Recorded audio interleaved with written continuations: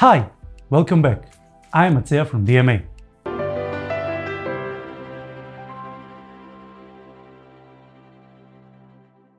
Today I'm going to talk about how to memorize some pieces. I got a lot of questions from my students about how to memorize. They have problem memorizing their pieces they're going to play, and they simply ask me what is the best ways, how to think, how to play, how to practice so that I can memorize my piece. Today I'm going to show you 3 tips that I use that is going to help you to memorize your pieces. So if you're ready, let's start. Tip number 1. Learn left and right hand separately.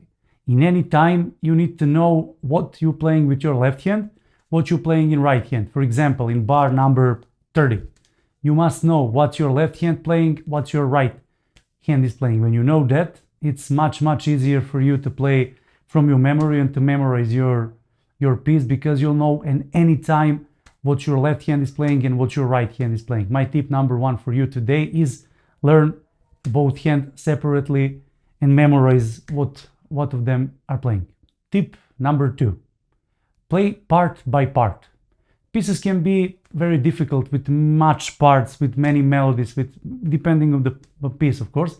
But I suggest you play part by part. For example, learn first part, first 3 rows, or first page, and then stop. Memorize that.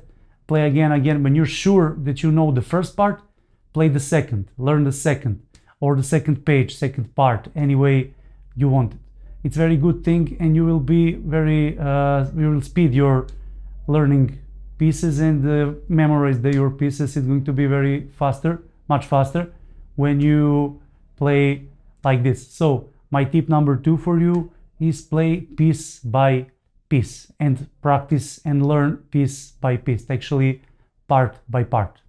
My tip number 3, have your memory spots. Memory spots are very useful thing, because when you have your memory spots, you know exactly to start from a particular place. For example, on your first page, you have 3 memory spots or 4 memory spots.